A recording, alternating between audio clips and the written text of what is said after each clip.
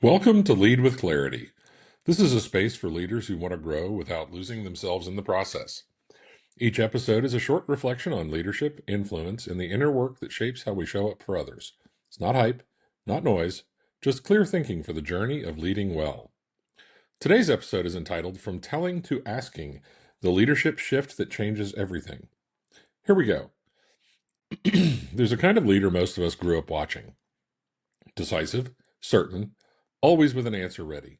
We admired them. We were trained to become them. We learned that authority meant knowing, and knowing meant telling. That was the measure of a good leader. And for a long time, it worked.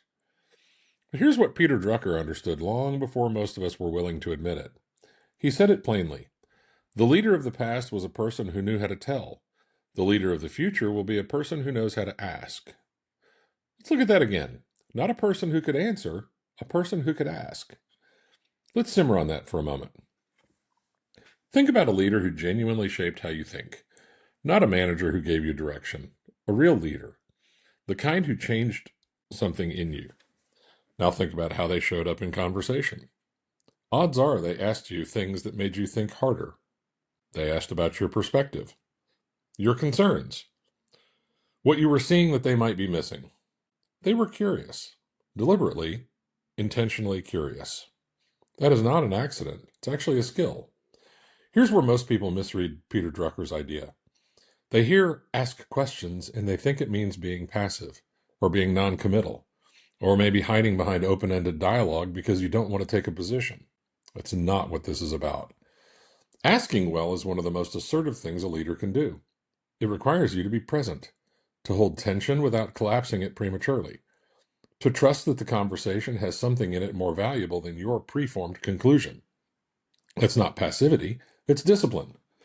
The telling instinct comes from somewhere real. Early in most leadership journeys, you were rewarded for speed, for having the answer, for projecting confidence, and so telling became the default. It felt like leadership. It felt like momentum, and it was for a season.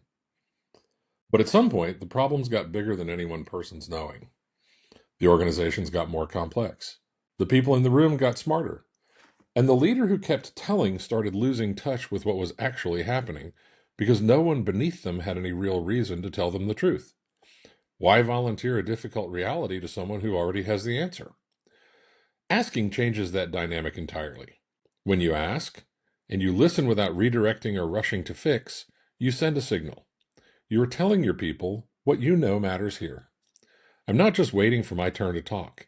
I actually want to understand. That signal is much more rare than it should be, and people notice it. There is a reframe worth carrying into your week. The next time you feel the pull to give your team the answer, pause and ask yourself, if I hold this question instead, what might I learn? Not as a tactic, but as a genuine act of curiosity. What is sitting in this room right now that I cannot see from where I stand?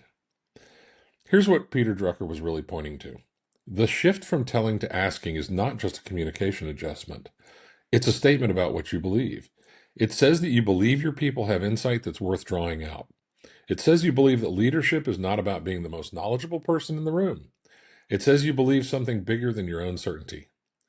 That kind of belief creates cultures where people speak up, where problems surface early, where teams move with more than just compliance. They move with commitment.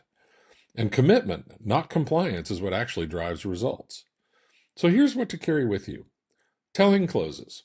Asking opens. The leader who learns to ask well does not become less influential. They become indispensable because they build the kind of trust that no amount of expertise can manufacture. Questions are not a sign that you do not know the way. They're a sign that you know who to walk with. Think about that on the way into your next conversation.